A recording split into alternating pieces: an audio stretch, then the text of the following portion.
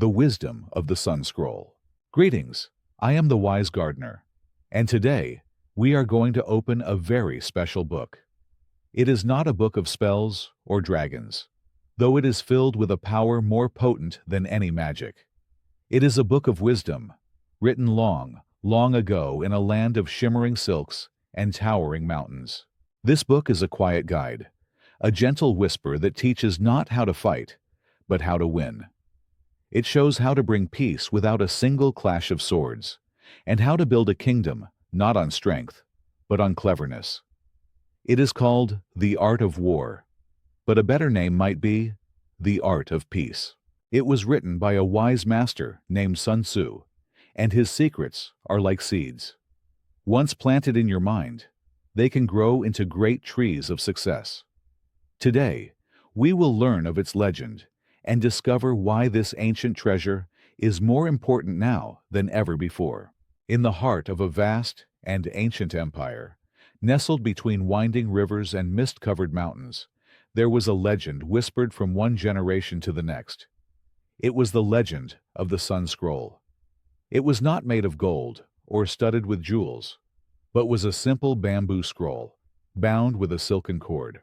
But it was said that the characters painted upon it did not just hold words, they held clarity.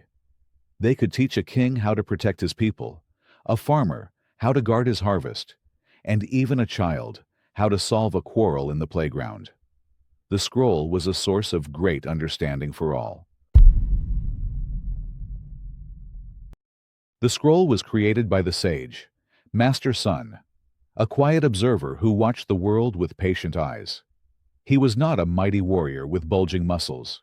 He watched how rivers flowed around rocks, not through them, and how the clever fox would outsmart the mighty tiger. He saw that the strongest force in the universe was not brute strength, but the calm, focused power of the mind. He poured all of this wisdom onto his scroll, so that the world could learn that the greatest victories are the ones won before any battle ever begins. Our story begins in the Jade Valley, a small, peaceful kingdom ruled by a kind but worried king.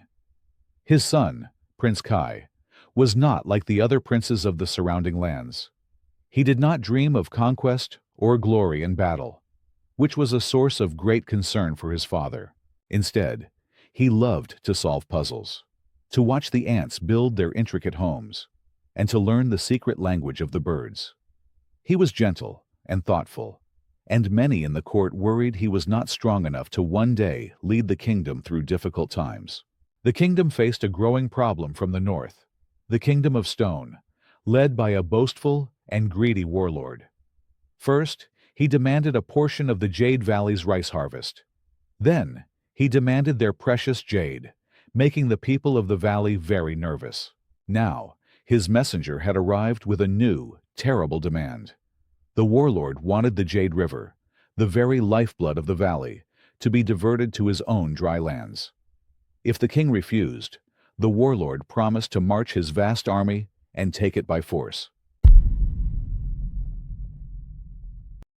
Panic swept through the palace as the news spread. The king's generals polished their armor and sharpened their swords, preparing for a war they knew they could not possibly win. Their army was small, meant for defense, not for facing the mighty legions of the Stone Kingdom. Feeling desperate, Prince Kai remembered the old legends of the Sun Scroll and its power. He sought out the royal gardener, a man as old as the ancient banyan tree in the center of the palace courtyard. The gardener was said to be the wisest man in the entire kingdom. Kai found him tending to his orchids, his hands moving with a gentle grace. "Wise gardener," Kai said, bowing deeply, "our kingdom is in peril. The generals prepare for a war that will bring only sorrow. I have heard whispers of a great treasure, the Sun Scroll of Master Sun. Can its wisdom save us?" The old gardener smiled, his eyes twinkling like stars. "Wisdom is not a treasure to be found, young prince, but a garden to be cultivated." He led Kai to a hidden chamber behind a waterfall of ivy. There, resting on a stone pedestal, was the simple bamboo scroll. "Master Sun wrote," the gardener said, his voice a soft rustle like leaves. If you know your enemy and know yourself, you need not fear the result of 100 battles. This is the first and most important seed of wisdom that you must understand. Know myself? I know I am not a warrior, Kai said sadly, and I know our enemy is strong and greedy. That is a start, the gardener replied. But you must know more. You know your kingdom is peaceful, and your people are clever builders, not soldiers. This is not a weakness. For the next week, Kai sent his fastest birds and quietest scouts not to spy on the warlord's army, but on his lands. The reports came back. The kingdom of stone was rocky and barren, and their wells were running dry. The warlord was not just greedy, he was desperate. His people were thirsty, and he acted from fear, not from true strength. Kai also looked within his own kingdom, seeing the ingenuity of his people who had built clever canals and water wheels. He now truly knew himself, and he knew his enemy's deepest needs. The second lesson from the scroll was even more profound. The supreme art of war is to subdue the enemy without fighting. The generals scoffed at such an idea, but Kai, filled with the scroll's quiet confidence, now had a plan that did not involve a single sword. He did not send soldiers to the border to prepare for a fight. Instead, he gathered the kingdom's greatest engineers, carpenters, and artisans. He showed them his plan, a drawing not of a fortress, but of something far more brilliant and life-giving. When the warlord's army arrived at the border, they did not find an army waiting for them. Instead, they saw a magnificent sight.